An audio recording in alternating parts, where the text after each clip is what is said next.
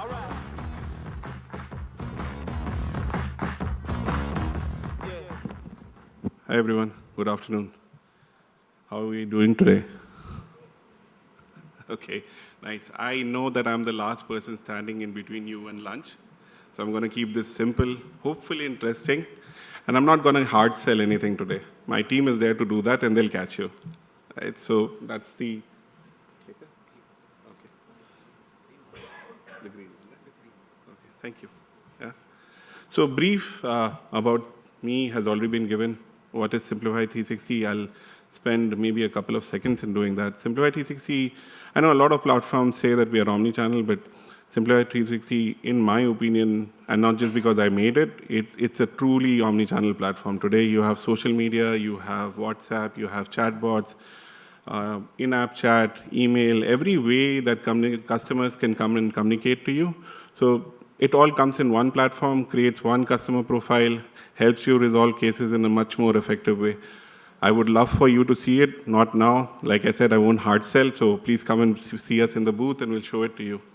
So coming back to today's topic, generative AI, a lot has been spoken about it, right? So we are talking about it a lot.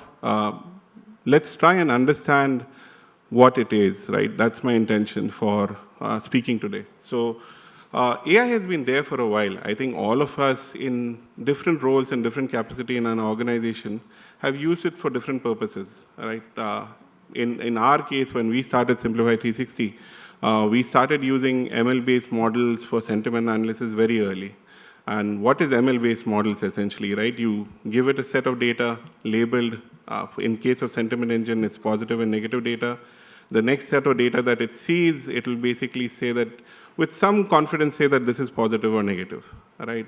That's ML-based model. But all these models, at some point of time, the problem that they face is that they are not able to get better even if you keep giving them more data. Right? No matter how much data we give them, they will not start improving. That's where generative AI is different. That's the first point where they are different, right? Generative AI basically allows us to feed in tremendous amount of data into the system. To take an example, that's the first step, but that's not the only place that they are different. Technically, generative AI, if you give them a book, it'll be able to relate between characters, right, in a book, one page to another sentence to another. ML-based models did not do that. It was, if they did it, it did it purely. Generative AI changes that. And lastly, as the word suggests, generative AI, they are able to generate content out of it, right?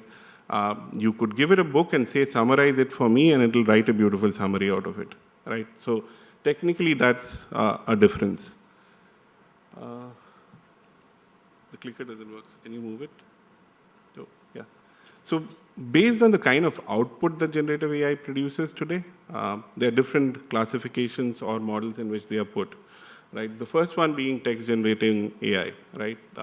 I think all of us have played with ChatGPT today, and if you have not, I would request you to go play around with it, right? You would have seen what kind of utterances it can generate. I am pleasantly surprised with all the people that write mails to me now, them getting better and better. Right? Especially the mails when they have to make an excuse that they are not coming tomorrow. It's wonderfully written. Right? It never used to happen earlier. Like a fresher out of college doesn't know how to speak, but his mails are now awesome. If you see this, the poetry that ChatGPT wrote about us, not that I'm a poet or anything, I don't think I would even get close to it if I was born a poet. Right? So it is changing, it's evolving. Right? That's the text generating AI for us. Then we have image generating AI, right? All of us played around with Photoshop maybe during our college days, sometime later. We still tinker around with it, cannot do much. But the recent generation of image generating, you can write a story and say that, hey, can you put a lake besides me, and it'll do that, right? That's the image generating AI capability that is born today. Moving on. Third is video generating kind. We have seen the best example that I would request you all to go see this is the Coca-Cola ad that recently came out. I don't know how many have seen it. No? Right? So when you get a break, search for it, look for it. Their entire ad, 80% had been generated using AI, right? So that's an area that is there. The last is audio generating AI. I know in the previous session we spoke about voice bots and other things. This is where audio generating AI is making a difference in the CX space already. We have companies adopting it in terms of incoming call or outbound call. Personally, I think it's going to get even more buggy. At least now I have to cut the call. I don't know now what to do. They know more about me than before. But there's one example of generative AI that you'll see if we can play the audio now. It's not playing? Okay, no problem. So we wanted you to hear about a generative AI where Donald Trump talks about Simplify360, right? It's scary also, right? We generated this audio. Unfortunately, we cannot play it, but we can send it to you also that you can play it. So these are broadly the 4 categories that we are talking about, right? It's based on output today. It's text-based output, image-based output, voice-based output, and audio-based output.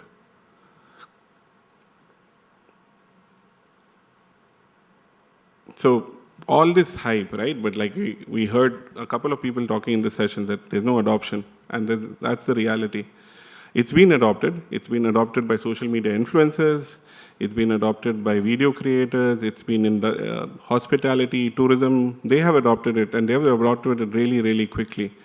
But what's leading, and even according to Gartner, right, 55% of the projects don't go live today, right? Even in spite of the fact that they have put the money, the muscle, and everything behind it, they will not take it live. I have personally been involved in multiple projects where we've decided not to take it live.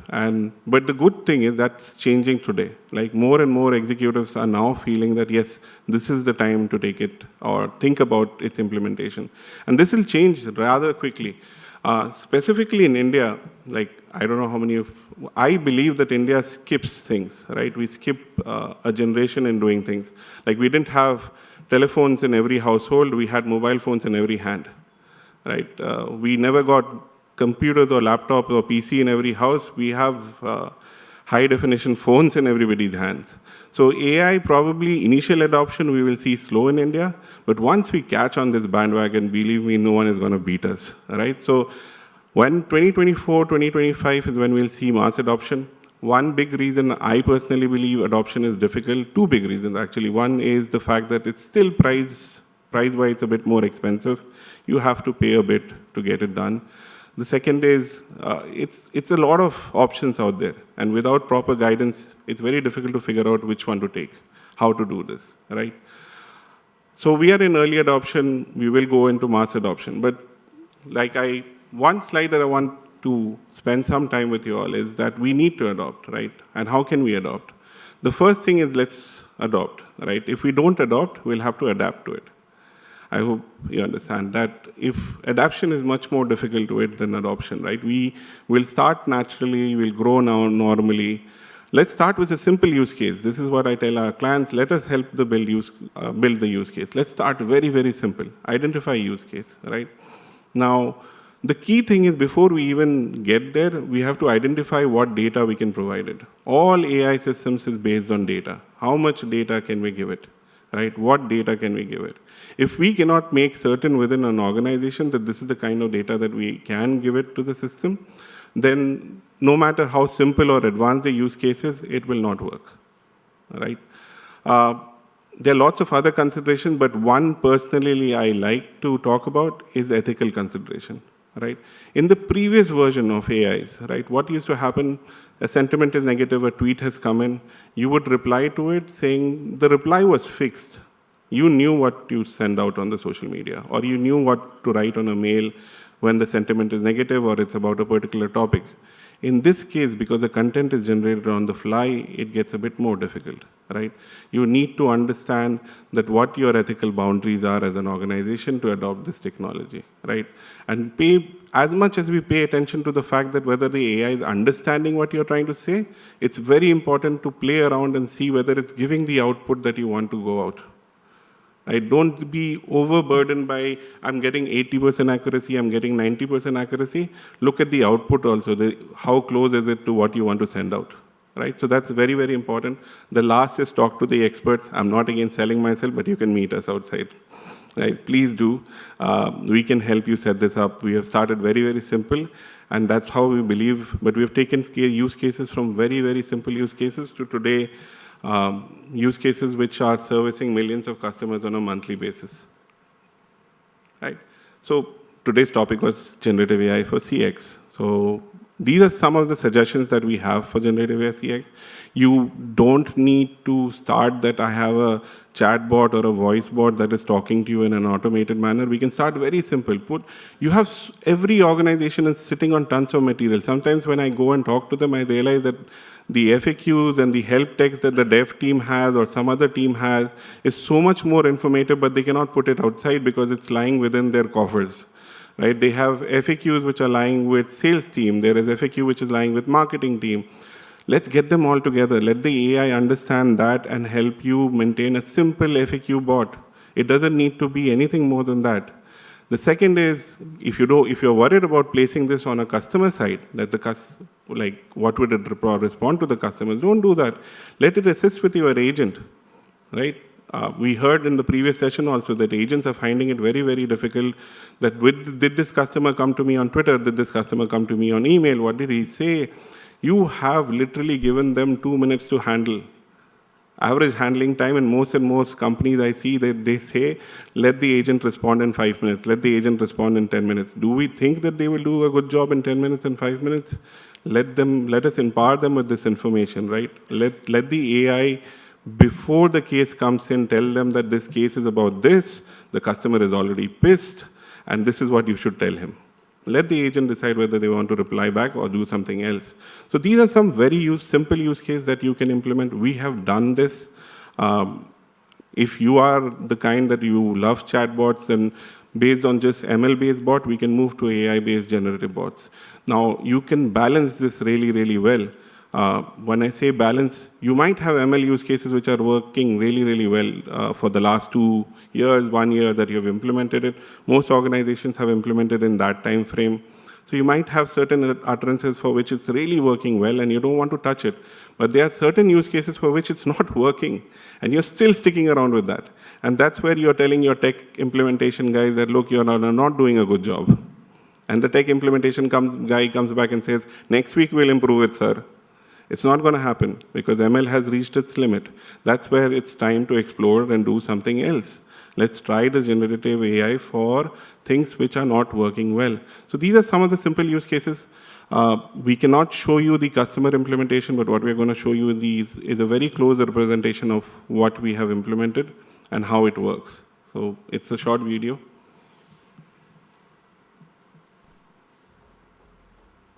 Reimagining CX, reimagining AI. Meet Maya, a customer who wants to secure a personal loan. She starts a conversation with the bank's chatbot on the website.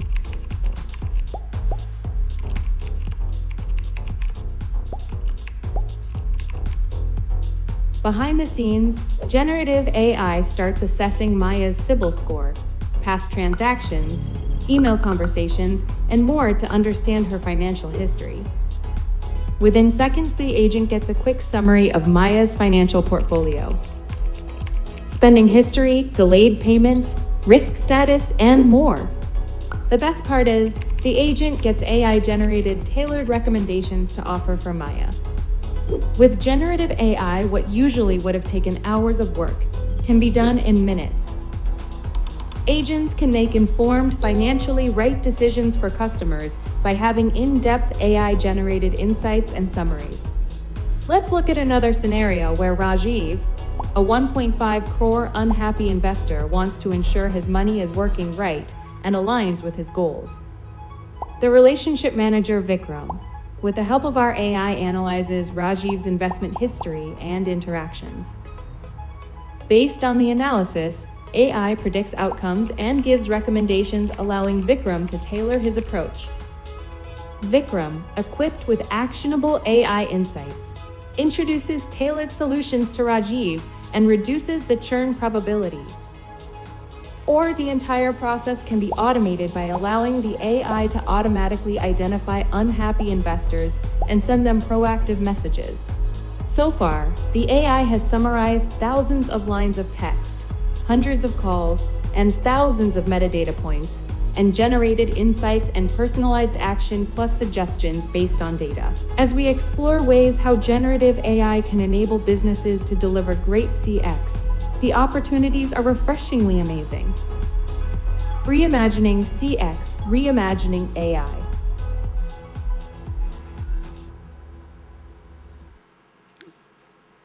So the screenshots are from the product, though we are not showing the customer data and all.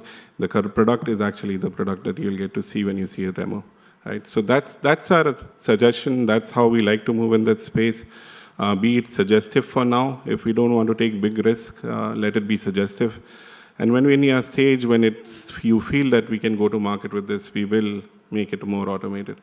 So that's pretty much what I wanted to talk about today. Like I said, I'll keep it simple and let you go for lunch and not sell too much. Thank you.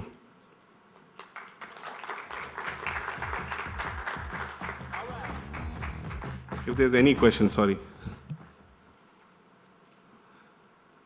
Cool, thank you.